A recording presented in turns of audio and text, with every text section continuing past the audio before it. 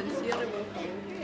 Ya, mi nombre, ¿no es cierto? Para algunos ya me conocen, de Ramos del Exterior, era nueva, así que mi nombre es Roberto Muñoz, me dedico a bovino desde hace 20 años, así que vamos a hacer producción bovina.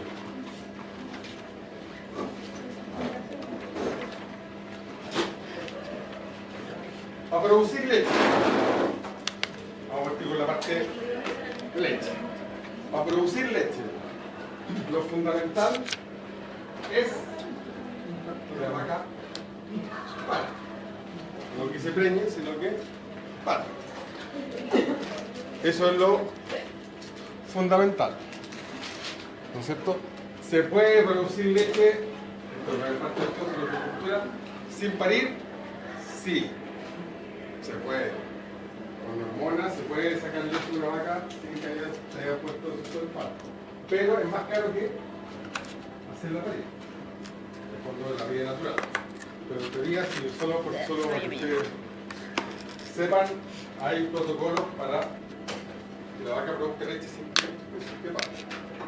Entonces, la vaca tiene que parir. ¿Dónde debe parir? Antes de partir con esto, ¿dónde debe parir la vaca?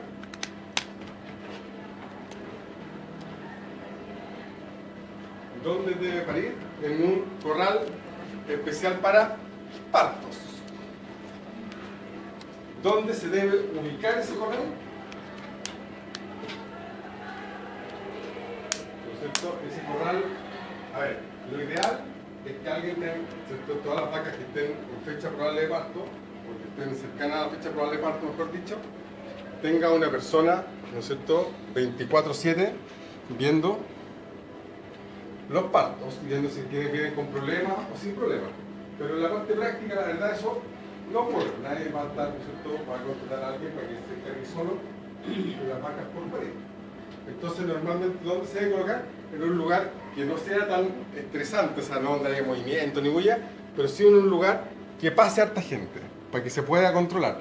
Normalmente, el corral de parto generalmente está cerca de la oficina del jefe de lechería, porque ahí van todos a pedir medicamentos, llega la gente a ver los horarios, a firmar el libro de asistencia, etcétera, etcétera, etcétera, pasan por ahí. Entonces, ahí es como una colaboración. Si la vaca está pariendo, ¿no es cierto?, te empiezan a preocupar y todos empiezan a mirar y van preguntando si la vaca, ¿no es cierto?, cuánto tiempo lleva el trabajo de parto y todas esas cosas para ver, ¿no es cierto?, si pare en forma normal, que son la mayoría, o, ¿no es cierto?, están frente a una distocia y hay que ayudarla.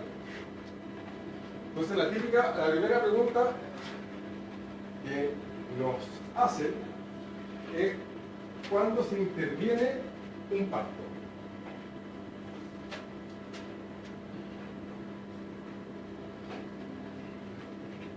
Cuando ustedes, ¿cierto?, dirían que tienen que revisar las vacas para, ¿no es cierto?, es típica que te llaman por teléfono y dicen, doctor, doctora, ¿cuándo la vaca, ¿no es cierto?, lleva tanto tiempo pariendo? ¿Qué hacemos? Nadie ha visto la vaca ahí.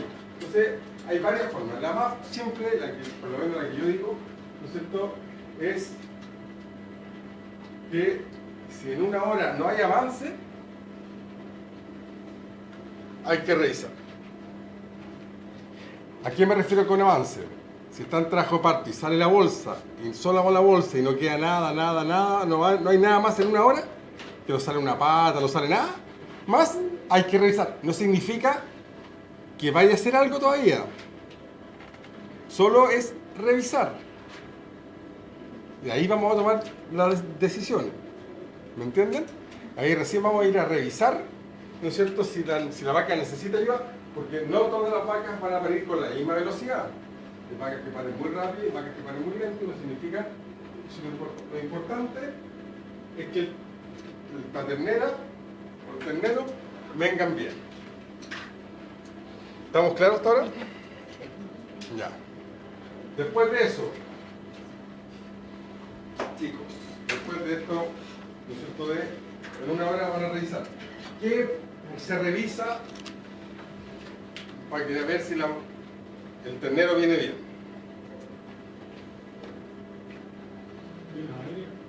No, pues está dentro del útero todavía, pues. Sí, todavía no ha nacido. Estamos revisando. Ya, está bien posición. Pero diga, está bien, no está mal. Pero la palabra técnica es otra. Posición es una, pues la pueden decir en una palabra o en 3 palabras. Presentación. Posición, presentación, actitud. Posición, postura y actitud. Ya. Y eso en una palabra. El título de la canción. Estática fetal. Eso es las 3 cosas. Si uno lo quiere decir en una palabra, ¿cierto? Es la estática. Pero si no, entre presentación, posición y actitud. Esas son las cosas que uno revisa. Y de acuerdo a eso va, ¿cierto? Tomando. Ya, toma variable. ¿Qué otra cosa revisan? Si está bien o si algo me dijeron bien. ¿Qué otra cosa? ¿Qué otra cosa van a revisar?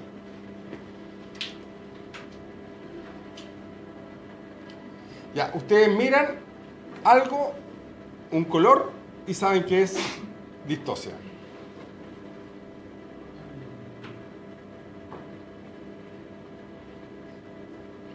Si el ternero viene amarillo, ¿es distosia? Sí. ¿Por qué? ¿Por qué? Porque significa que... Ah, ahí lo dije, no. Meconio. Meconio. En el fondo defecó dentro del útero. Y eso no es... Eso lo hace solo cuando está en sufrimiento fetal. ¿Qué otra cosa pueden hacer dentro del útero? Ven la viabilidad, con la lengua, el tráctil, cosas así, para ver si está deprimido o está activo. Entonces todas esas cosas ustedes van a revisar, ¿no es cierto? Y ahí ustedes van a tomar la decisión. Si viene todo normal, dejan a la vaca tranquila, que siga. O si tienen alguna, ¿no es cierto?, tienen que tomar, ¿no es cierto?, alguna decisión, ya sea tracción forzada, cesárea, ¿no es cierto?, la toman. Pero eso es, si nace el ternero, ¿no es cierto?, en forma distóxica, ¿qué es lo primero que tenemos que hacer? ¿No es cierto?, es sacar, lo que está ahí, recién esto voy a pescarlo, digamos, ¿no es cierto?, es sacar el mucus, ¿no es cierto?, de la vía aérea y de la boca, para que pueda respirar y masajear costillas para estimular la respiración. Ya, aquí, ¿no es cierto?, yo tengo que decir, ¿cómo se hace esto? Aquí hay como 2 escuelas, por llamarlo así.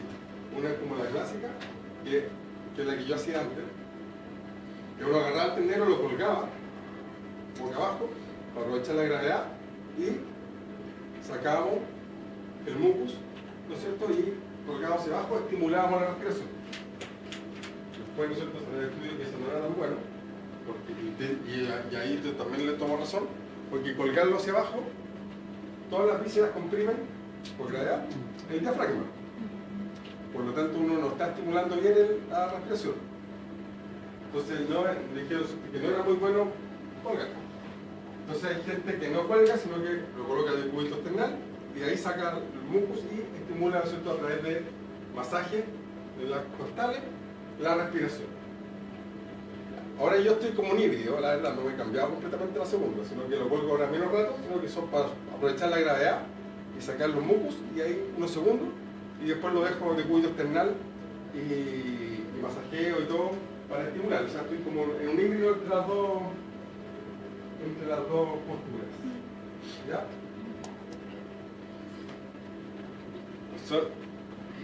Ya.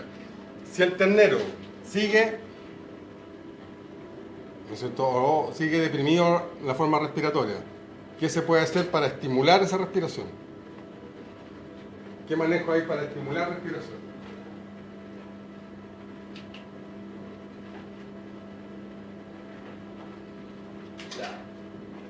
Hay varias cosas que se pueden hacer. La más fácil, ¿no es cierto?, y la clásica, es como de película o teleserie, ¿no es cierto?, es igual que la guagua. ¿Qué le hacían en la guagua en las teleseries?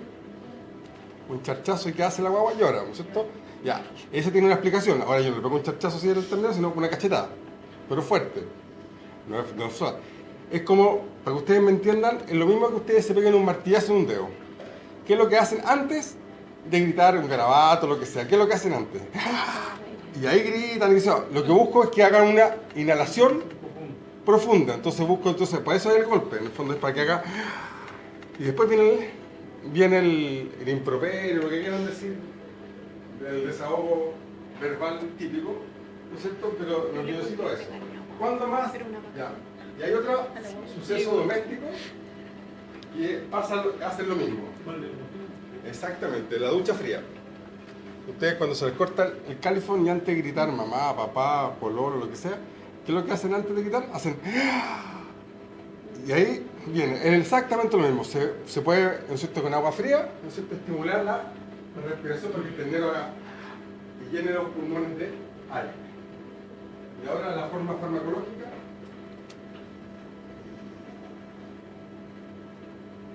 Existe la forma farmacológica, que no se usa mucho en lechería porque no se compra mucho ese fármaco, pero en menor sí, así que el doxoprano, vía intravenosa.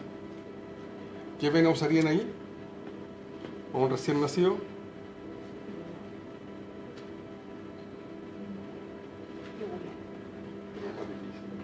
Lo más fácil, está ahí. El umbilical, está ahí, está funcionando, está recién nacido, está ahí, se ve, no tienen que buscarla. Se ve transparente y se ve, así que aprovechan esa vena, ¿no es cierto? Y ahí, ¿no es cierto?, hacen y ahí empieza a respirar. Esas son las tres formas que yo conozco para estimular, ¿no es cierto?, la respiración en un ternero que está deprimido. ¿Ya? Y ahí se separa lo antes posible, ojalá inmediatamente, de la madre. Esto tiene varias razones. Primero, aunque parezca cruel, ¿no es cierto?, es la forma menos cruel de separar a un ternero de la mamá, porque antiguamente se dejaba con la mamá los 4 días que produce calostro y se separaba. Pero ahí se produce el apego. Por lo tanto, después es mucho más cruel los 4 días separarla. Sufre más la vaca y sufre más el ternero. Y la otra razón, que yo diría que es la principal, es que el hecho de mamar, ¿no es cierto?, una vaca, de la vaca al ternero, el ternero sí puede, ¿no es cierto?, si la vaca no está limpio todo, es impecable, puede contagiarse de enfermedades. ¿Qué enfermedades se puede contagiar? Son 2 principalmente. Ya, si es que no se ha hecho control o el predio es positivo a leucosis. Y esto es una de las formas que vía lactogénica. Y otra la otra que puede ser también por lactogénica, que no la digo antes la decía más, pero ya en Chile hemos avanzado mucho, es la tuberculosis. Pero tienen que tener, son pocos los predispositivos de tuberculosis por ser así. Entonces no es tan importante como para decirlo, pero para que se les quede en la cabeza. Y la otra es que si está el pezón, ¿no es cierto?, sucio, con fecas, ¿no es cierto?, puede ser la paratuberculosis, ¿no? El coli... Sí, la paratuberculosis. Entonces, si se fijan, todas esas razones, ¿no es cierto?, entonces, y además aquí tenemos al ternero sin defensa, porque ha tomado calostro. Entonces, todas esas razones tenemos para separar inmediatamente al ternero de su madre.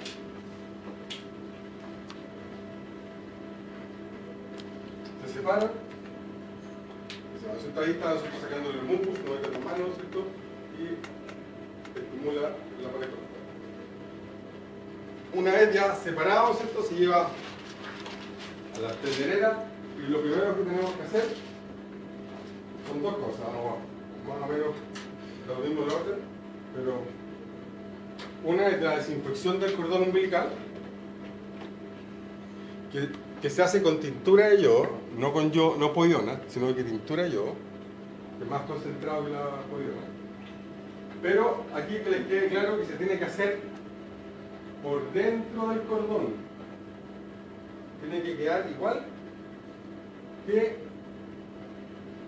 una bolsa de soya, esas que usan para comida china, así tiene que quedar por dentro, ¿no es cierto?, con el yodo. Y después por fuera, pero es mucho más importante desinfectar por dentro del cordón, igual que se separan y se hace igual que fuera una manga. Ya, eso es como lo más, con tintura de yodo y después por fuera. Eso hace, además el yodo hace que pasan dos cosas. El yodo, aparte de ser, ¿no es cierto?, un buen desinfectante, es astringente, por lo tanto seca más rápido el cordón umbilical. ¿Y qué estamos previniendo ahí? ¿Cómo se llama? La ónfaloflebitis o la onfalitis. La onfalitis, la ónfalo es el cordón umbilical, el ombligo, ónfalo del ombligo. La onfaloflebitis es la inflamación de todo el paquete y onfalitis solo del ombligo. ¿Qué consecuencias tiene la onfaloflebitis? Que puede producir, como ustedes, diarrea, porque está todo comunicado todavía, está recién nacido, neumonias, poliartritis, entre otras cosas que pueden producir una infección del cordón umbilical.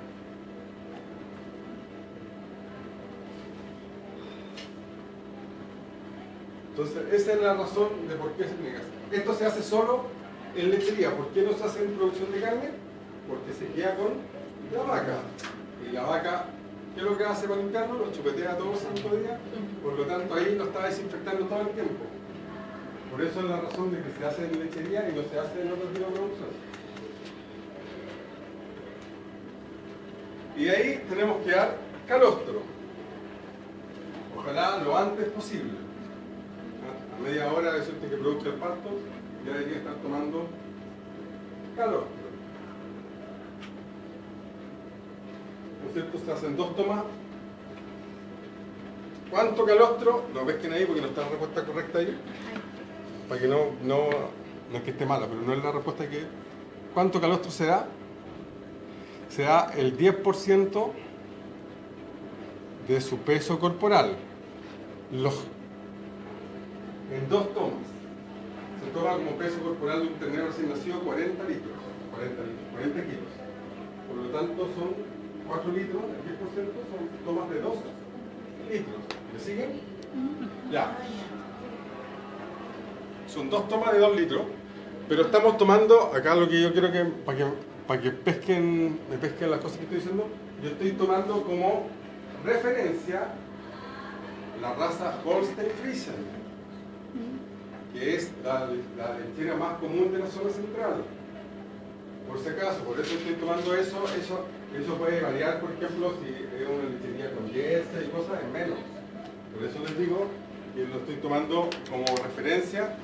Con esa raza voy a estar diciendo todas las cosas que digo, así como eso lo estoy tomando como Holstein, que es la vaca más grande, la más pesada, la más lechera. Lo estoy tomando con esa referencia las cosas, por si acaso. Por eso el concepto del 10% es como para todas las razas, independiente de lo que pesa. Y ahí yo voy dando la cosa, por si acaso. Ya, y ahí eso vamos a identificar, ¿no es cierto?, y registrar ¿no es cierto?, el ternero, ¿no es cierto?, puede ser en el cuaderno o libro de partos, que venden un libro de parto en la cooperativa, que dice libro de parto, donde está la línea donde dice el día que nació el ternero, la madre, el toro, y el número que se le coloca al ternero, que puede ser el día, o si una lechería al toro, así como que está, o le ponen un número hasta que después coloquen el día.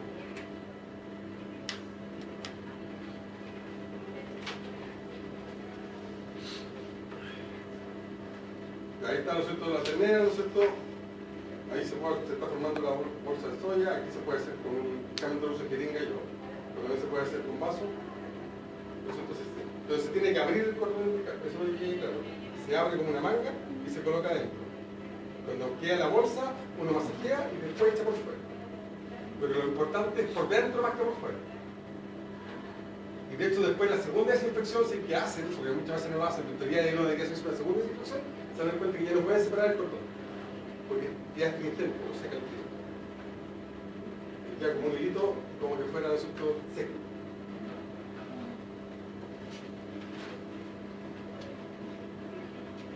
Ya. De ahí, ¿no es cierto?, tenemos al ternero. ¿Cuál es?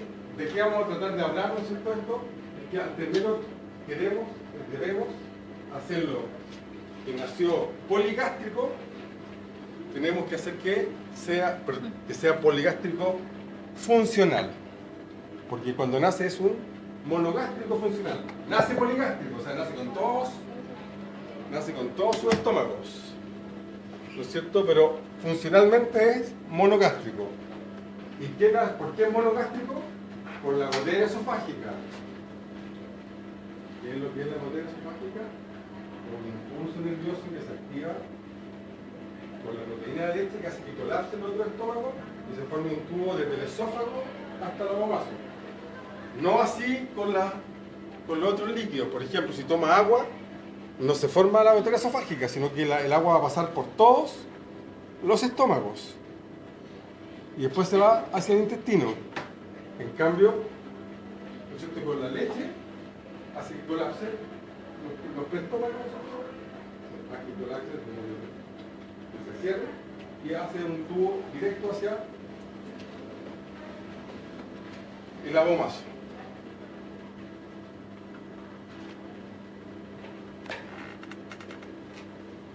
Ya, entonces, para que sea, ¿no es cierto?, poligástrico funcional lo antes posible, para que las dietas, ¿no es cierto?, sean poligástrico funcional. baratas, ¿no es cierto?, de comenzar, ¿no es cierto?, tenemos que darle, ¿no es cierto?, formar ese rumen. Entonces tenemos que hacer que coma, ¿no es cierto?, fibra para que produzca ácido acético y tenga bacterias celulíticas y concentrado para que empiece a producir ácido propiónico butírico y se desarrollen las bacterias, ¿no es cierto?, aminolíticas. Y el desarrollo, ¿no es cierto?, de papila. Para eso también necesita agua, para darle el sustrato para que se desarrollen y se multipliquen estas bacterias. Entonces de eso parte vamos a hablar ahora.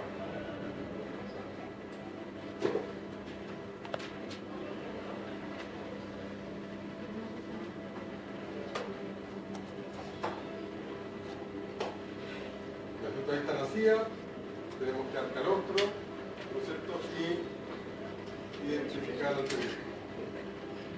Ya, el calostro, yo creo que eso ya ustedes lo saben, esto, ¿no es cierto?, obviamente protege, ¿no es cierto?, la inmunidad pasiva, por lo tanto es indispensable, ¿no es cierto?, y tenemos que darlo lo antes posible.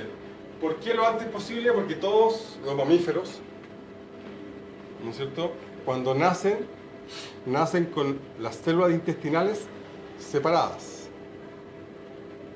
Entonces toma calostro y la proteína, que es la inmunoglobulina, ¿no es cierto?, pasa completa. A medida que va pasando la hora de vacío, se empiezan a cerrar las paredes del intestino, las células. Por tanto, después la molécula no puede pasar completa. ¿Y qué es lo que hace? Se digiere. Entonces pasa como aminoácido. No deja de ser alimenticio, pero deja de ser funcional para las defensas. Eso es, en el fondo, por eso es la importancia del tiempo entre que nazca y la primera toma de calostro. Porque si uno se atrasa, la absorción de anticuerpos baja.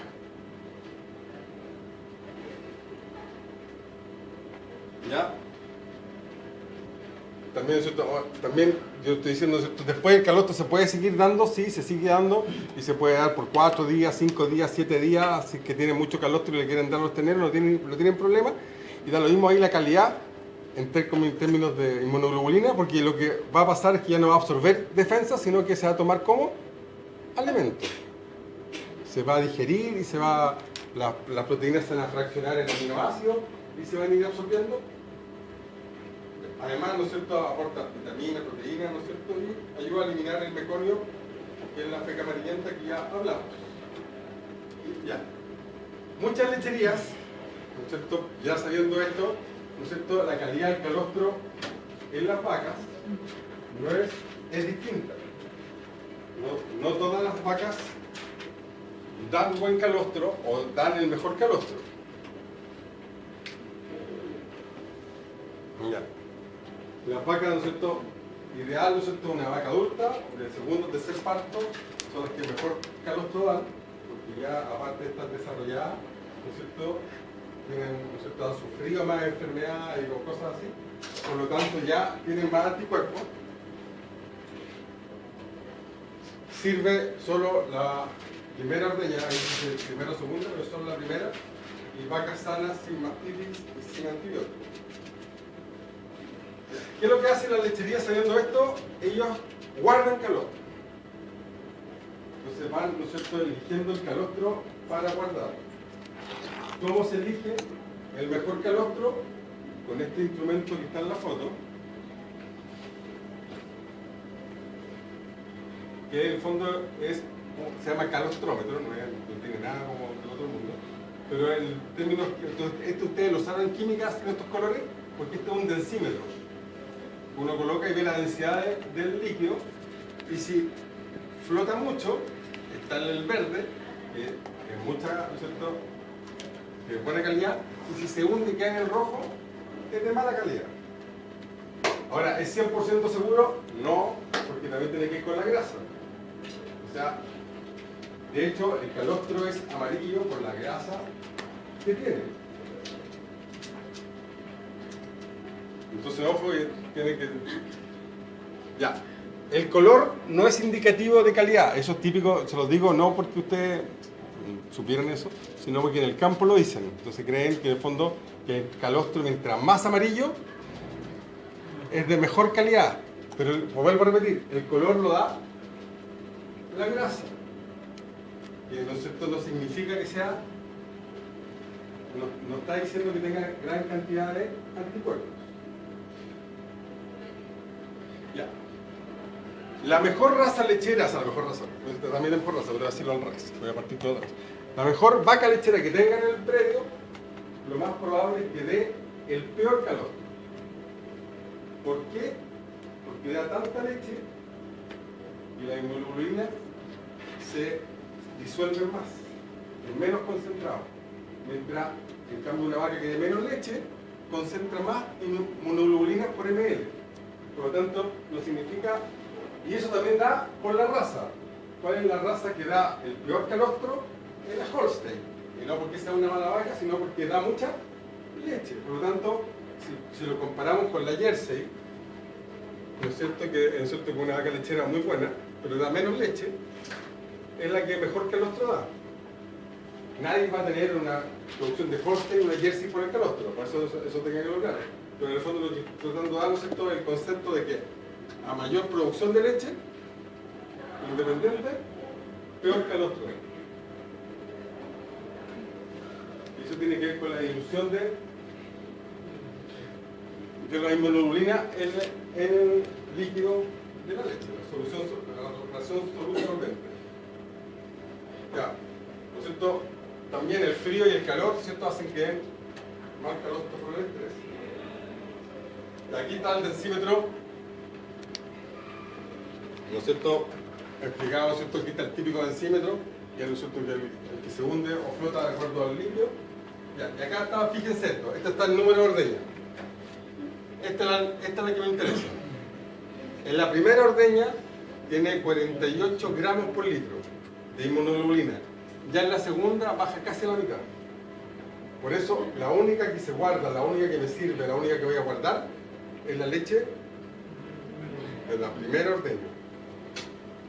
Una consulta, la raza tan buena calidad, como estaba hablando de calostro de calidad, calostro de la raza.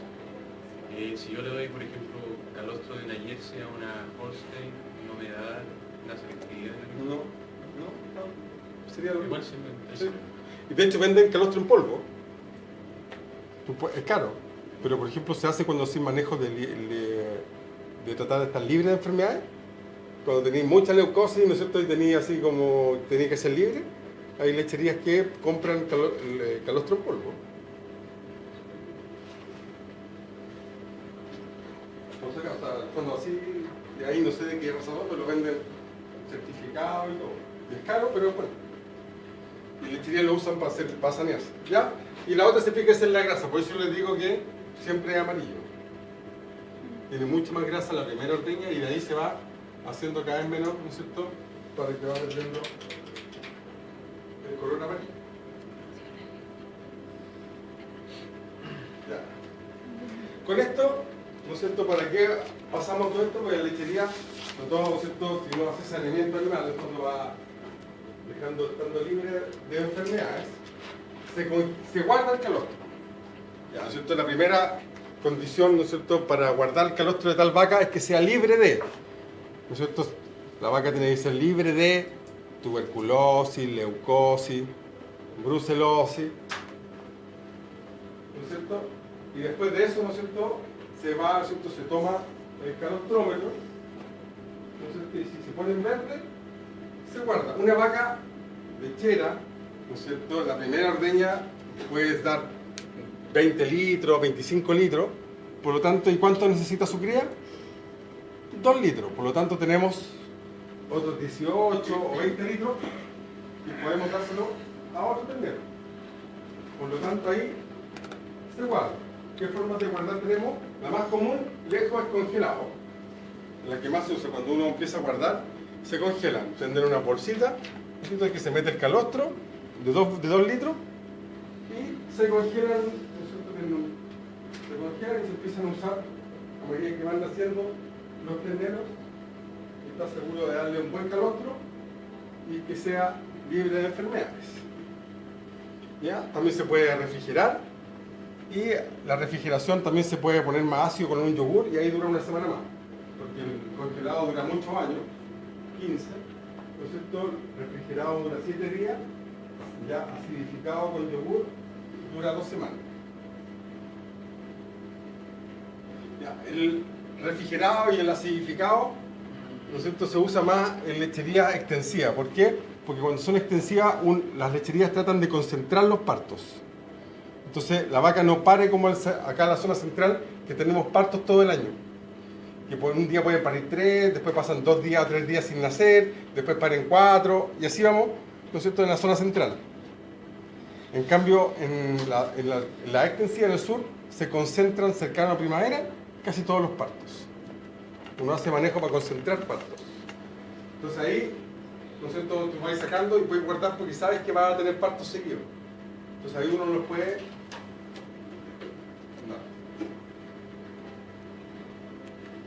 ¿No es cierto? Ahí está, ¿no es cierto? Ahí está, no está congelado, sino que está refrigerado, ¿no es cierto?, de 2 litros, y ahí se guarda. El calostro obviamente nunca tiene que estar a temperatura ambiente, porque se descompone, tiene mucha grasa, y eso, ¿no es cierto?, es caldo cultivo para las bacterias. Cuando están fríos o congelados o, ¿no es cierto?, refrigerados, se tiene que dar a temperatura que sale la leche, que más o menos es 37 grados, que es como lo 38,5. La verdad, esa debería ser lo oficial. 38,5, que coincide con la temperatura normal de la vaca, ¿sabes? Entonces, y se calienta a baño María, no porque le gusta, sino por el miedo de cocinar, ¿no es cierto?, la proteína, que eso se llama desnaturalizar, que al fondo se cuece, pero ahí no me sirve como defensa, porque acuérdense que la inmunoglobulina es una proteína.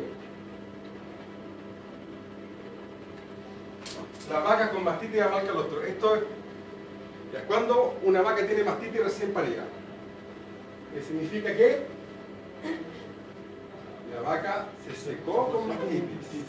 O sea, cuando el parto anterior, cuando la lactancia anterior, cuando yo sequé la vaca, y eso ya es un error, porque es como el ABC, que vamos a ver cuando después de la próxima clase, por eso al final de la próxima clase voy a decir esto lo mismo, pero el ABC es el del secado, es que no se seca una vaca con mastitis. ¿Qué pasa si se seca una vaca con mastitis? Va a parir con mastitis. ¿Me siguen?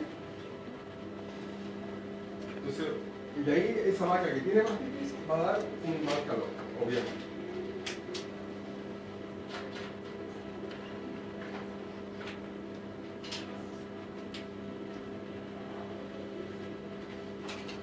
Ya, de ahí, ¿no es cierto?, tenemos a la vaca ya tenemos claro que tomó calostro, estamos todo bien. La vaca, está perfecta. a la ternera y la vamos a llevar a una jaula individual. ¿Cuánto se va a quedar la jaula individual? 2 meses, 80 kilos. ¿Quién manda? Los 80 kilos. Si la ternera en 6 semanas o 7 semanas llega a los 80 kilos, sale antes. Si la ternera se enferma, ¿no es cierto? Y se queda más chica, se espera hasta que tenga los 80 kilos. O sea, manda el peso por sobre la edad. Por si acaso, siempre en todos los manejos zootécnicos, manda el peso por sobre la edad. ¿Ya? Pero más o menos, si las cosas se hacen bien, la mayoría a los 2 meses debería estar pesando 80 kilos. Eso es lo que quiero que quede claro. Ya, antes de empezar ahí a hablar. ¿Por qué se colocan en una jaula individual y no en colectiva?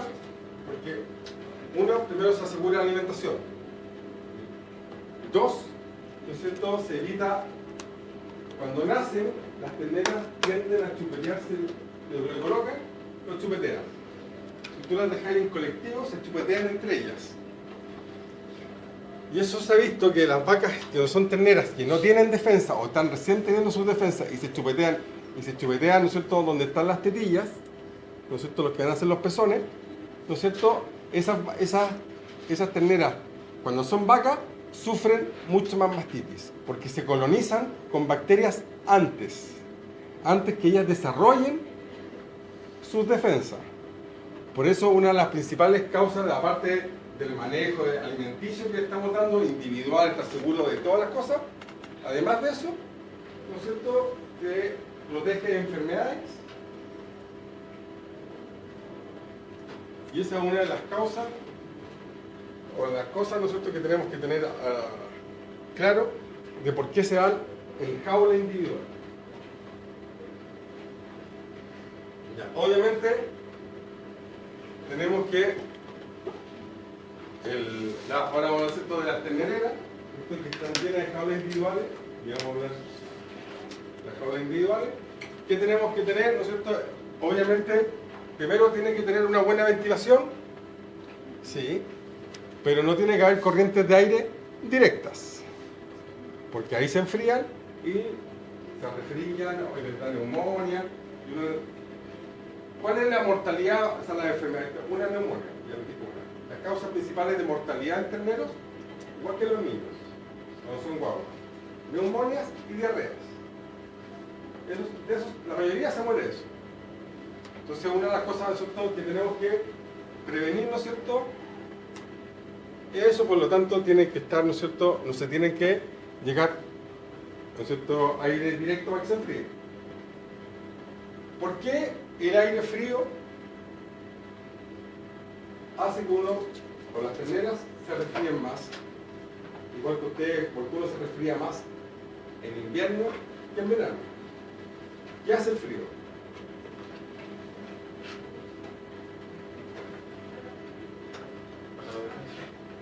Baja la defensa. ¿Por qué eso es, pero ¿por qué? ¿Qué defensas bajan? Yo estaba pensando en el estrés que le produce y eso le baja la defensa también. No, eso por el cortisol estoy pasando. No, es más mecánico, es mecánico. El frío paraliza los cilios de la respiración. Todos los pelitos que tenemos acá se paralizan y no se mueven y dejan pasar cualquier cosa. ¿Me entienden? Eso es lo mecánico. O sea, el frío, ¿por qué el frío uno se abriga y se tapa la nariz y esa cosa? Y eso tiene que ver con la parálisis, ¿no es cierto?, que hace los cilios de todo el aparato respiratorio alto, que van atrapando las cosas, los virus y todo, y eso lo paraliza el frío. Ya, pero eso también lo paraliza otra cosa, que es lo contrario que tenemos que tener, porque necesita una buena ventilación. ¿Qué hace que paralice el frío también? El amoníaco, lo que es el olor a orina. Ustedes cuando entran en una ternedera y sienten el olor a orina, es lo mismo que tengan frío las terneras. Las terneras no pueden estar con orina, por eso les coloco una buena ventilación, pero no corriente directa. Porque la corriente directa enfría. Pero si dejo todo encerrado, hago lo mismo que tuvieran frío, porque se va a llenar el olor ¿no es cierto?, a orina, que es lo que empieza el amoníaco, y hace lo mismo que el frío, paraliza, ¿no es cierto? Por lo tanto, necesita siempre una buena ventilación. ¿Ya? Entonces tenemos, ¿no es cierto?, los pisos, ¿no es cierto?, como ya obviamente limpios, secos, y que sea bien iluminado para que el tendedero vea bien. Ya, hay varios modelos, vamos a ver algunos modelos, ¿no es cierto? Ya, ¿no es cierto? El de abajo, ¿no es cierto?, en la foto, ese es un modelo típico del sur más que de la zona central, que nacen, ¿no es cierto?, en pradera, y a veces no tienen tendedera, sino que compran esto, que se entierra esto, igual que como que se entierra en la pradera. Entonces después no se limpia, sino que se levanta y se cambia de casa la ternera. Entonces la ternera, ¿cierto?, se le da la comida, todo, de feca, orina, y después tú lo levantas y lo vas cambiando. Vas alejando, tiene todo el fin y vas moviéndola o para el lado, o para atrás o para adelante, ¿no es cierto?, de acuerdo al diseño que ustedes tengan. Pero eso se hace no tanto en la zona central, sino que tiene que ver más en el sur. En la zona central lo más clásico son las ternereras. Esto es un diseño, ¿no es cierto?, de como una ternera más bien de familia campesina que tiene pocas tenderas, ¿no es cierto?, se hace este tipo y están protegidas del sol, del frío, pero tienen una buena ventilación, que no llegue el viento directo, sino que pase por arriba. Las terneras, ¿no es cierto?, estas son las jaulas ideales. La verdad, estas son las ideales, son carísimas, son de acero inoxidable, ¿no es cierto?, están en alto, tienen una rejilla suficientemente chica para que no moleste las pezuñas, se pueda parar cómoda, ¿no es cierto?, y cuando orina y defeca, cae al suelo y después con una manguera hacer una limpieza por arrastre, ¿no es cierto?, y mantienen todo limpio mucho más fácil. Pero no es lo típico que uno ve, ¿eh? Pero esto sería como, si uno era lo ideal, sería esto. Esto es más típico, ¿no es cierto? Esto es una tendedera bastante bonita, pero artesanal. Usan este fierro, ¿no es cierto?, para con construcción, mayango, ¿no es cierto?, y se coloca ahí con los individuales y se fijan arriba están los ventiladores. Entonces, eso lo digo, una buena ventilación, sacando todo lo que, para que no haya olor ni nada, ¿no es cierto?, y está protegido igual que fuera un invernadero. ¿Ya? Ya, acá también hay una discusión clara, ¿cómo hacemos el diseño? Si las terneras se miran entre ellas o no se miran. Las dos tienen cosas buenas y cosas malas. Voy a decir, la que es buena para uno es mala para la otra. La mala de esta es que si el ternero, ¿no es cierto?, se resfría y tose, acá baja eso. Lo malo de esta es que, igual que cuando ustedes van a una parte de la casa, o cerca de la casa, siempre eligen un camino por sobre otro, o teniendo dos caminos posibles, uno siempre elige uno más que otro. El tendedero siempre va a caminar más por un lado que por el otro.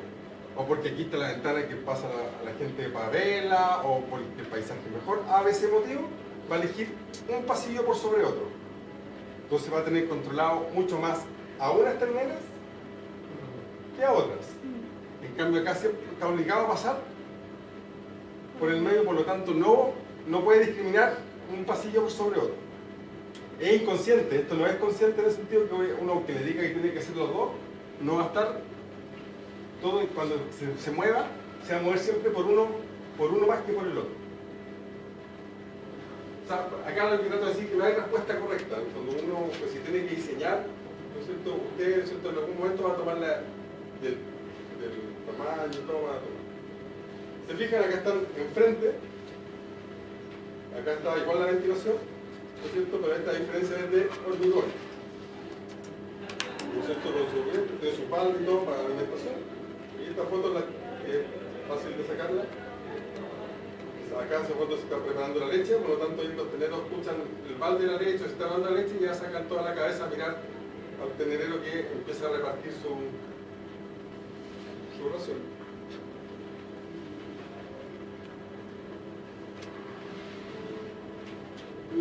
La ternera para llegar obviamente tiene que estar limpia.